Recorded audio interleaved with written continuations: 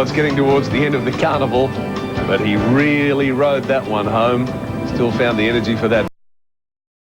And a terrific win. That really is a terrific win. Zepur. And you reckon he didn't know he got the record too. Here's the weigh-in with Mr. Gleeson for the second last time during the Melbourne Cup Carnival. Of course, the Spring Carnival continues. We've got one race to go. That is the Clemenger BBDO plate. Weights right, though, on the Queen Elizabeth. Danny Malecki, the dividends, please. Zepur got out to good odds, $7.10 and $2.20. 4 Idiati, 270, and 1 Cronus at 150. Well, just going on his last run, I thought he found the pace a little bit too hot, Peter. He got held up at the 500, and then after that he just wasn't knocked about. He wasn't disgraced there, and I'd forgive him for that particular run. And despite his 59 kilos, I think he's a chance he handles the wet. Looks well. Sometimes it's hard to tell how the greys look, but he does look very well in the mounting yard. Number 4, Lord Kingston, Damien Oliver, the rider for Simon Morris at Ballarat. He just died on his run at his last start at Moonee Valley. He strips a lot fitter going into this race, and I'd give him an each-way chance, Peter. The only thing is he's had one go on the wet track and he hasn't figured it in the placings, but one go, you've got to forgive them. We've all gone for Typhoon Barney, number 5, so we want to bring the carnival home on a winning note. Stephen Arnold, can he do it for Russell Cameron? Well, it was a terrific win in the Seymour Cup. He was last and he stormed home. He loves Flemington, 1,400 metres. There's a good pace here. That will suit him. He'll get back and he should be running on very strongly at the end, and he likes to sting out. He has one in the wet. Number 7, Sorrento, Darren Gauci for John Size. His first up run was quite good. He ran on well. He's probably crying out for a bit more distance than the 1,400 metres, but in saying that, he should be running on quite strongly towards the end of this, maybe a place chance. Nice. This horse has been racing well. He does need to be ridden back. If he is ridden back here, he should be running on very well at the end of this, and he does like the wet track, so I've given him an each-way chance. Let's go down to number 15, and that is Mystic Morse. Eddie Wilkinson is the rider for Tony Dinan at Tatura. Yes, this horse has been racing extremely well, Peter. If you have a look at his recent record, he was midfield at Caulfield. He got a terrific run through and he bolted in. He's a wet tracker, there's no doubt about that. So if you're taking a trifecta or Quinella, he's one to throw in. Yeah, it was a lovely ride that day at Caulfield, wasn't it? And 19, Dance Music, and there is a riding change here, and you can see that Raymond Shane Dye is aboard replacing Damien Oliver.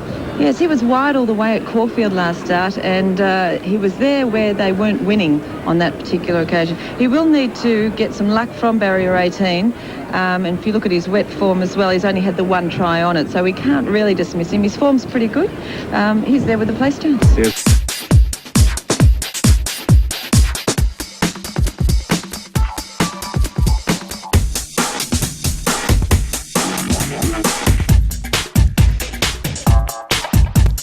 Number 15, Mystic Morse. Mystic Morse at $7.10 is around 4th pick in the race. Last race of the carnival, Tim Gossage. If you're up, this is an opportunity to double up. And if you're down, this is an opportunity to get out. Help us. The best money came from Mystic Morse about 5 minutes ago. It's been a big go.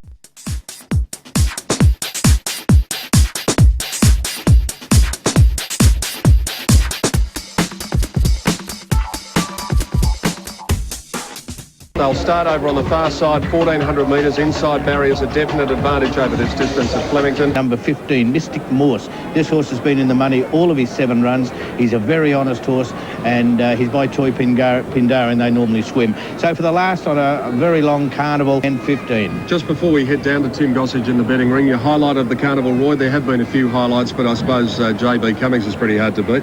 Well, yes, you know, how can you go past 11 Melbourne Cups? Yeah. And probably... They're about to move in for the last, and let's go down to a gentleman who's steered us into quite a few winners over the carnival with the late information. Can he do it this time for the 37th time? Tim Gossage, come on, do it. Okay, Pete, well, they're Well called, Gary Willits, well tipped. Now, Mystic Morse continuing to firm up here.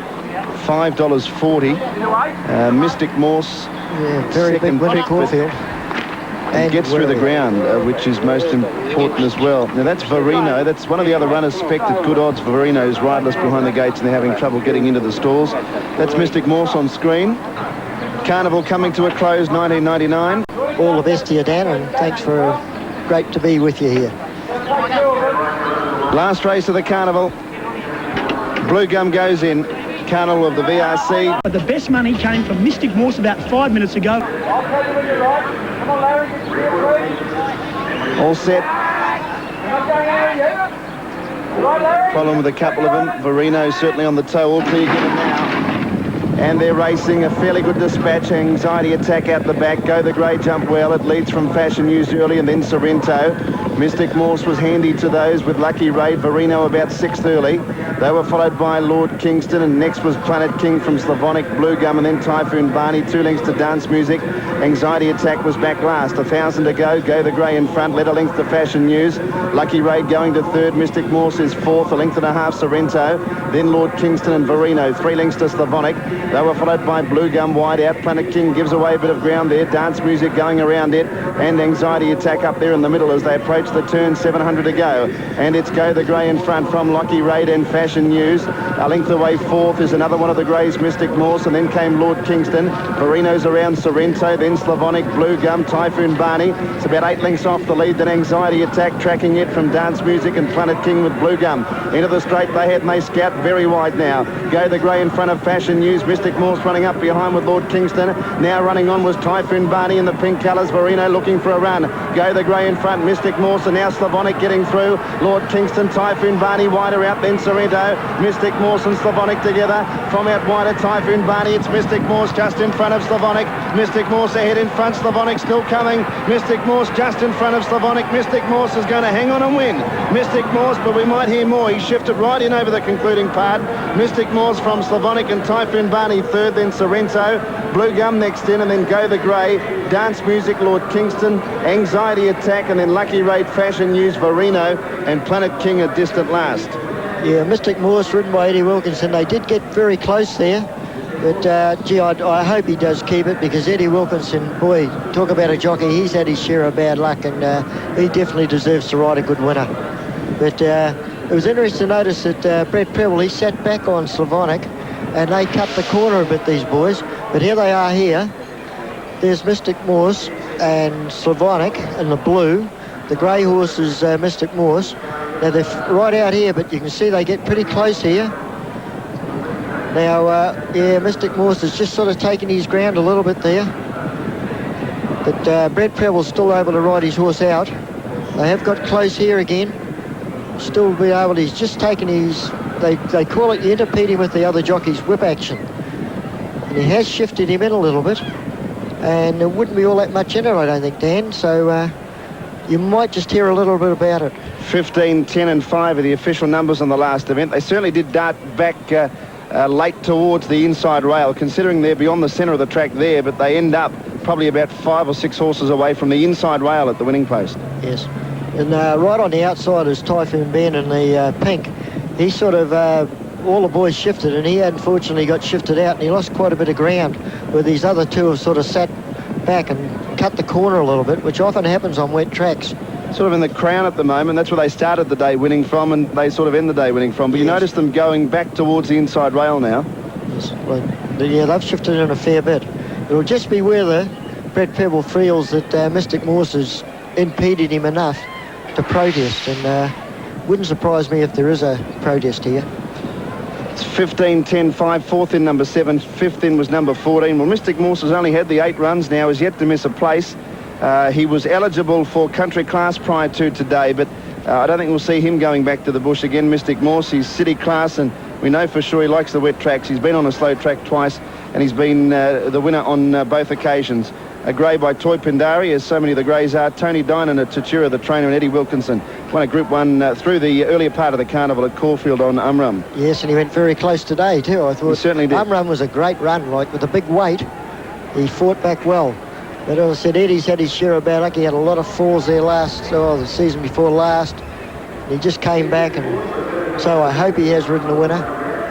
Okay, these runners are coming back to scale. A little bit of a rain-soaked Flemington. We noticed that they did get pretty close there, Tim, over the concluding part of the race, so we wonder whether it's all over just yet. Okay, we'll hear more about it. Thanks very much, Dan. And Peter and Jenny join me in the studio now on a bit of a chilly last afternoon. It's all right for you in here. Being the Melbourne Cup Carnival of 1999, we hope you enjoyed it too. Goodbye from Clem.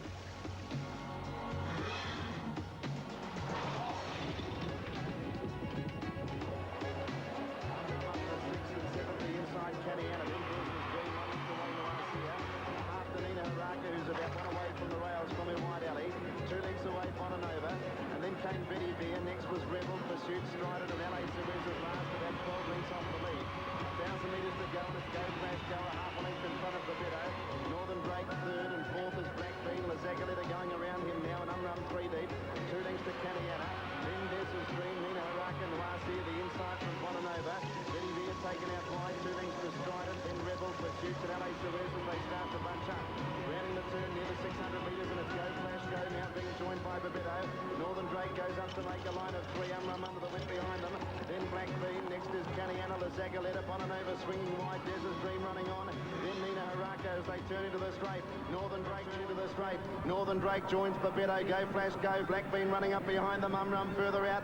Desert Dream, Bonanova running on. Then Strident, Betty Beer the widest runner. Northern Drake in front. Unrun after him, and here's Bonanova. Bonanova swept up on the outside of Unrun. Then Desert Dream, Nina Haraka, Betty Beer wider. It's Unrun and Bonanova together. Unrun, Bonanova, then Betty Beer, Nina Haraka. Unrun and Bonanova. Bonanova and Unrun, they're going to go to the line and hit it together. Bonanova won it.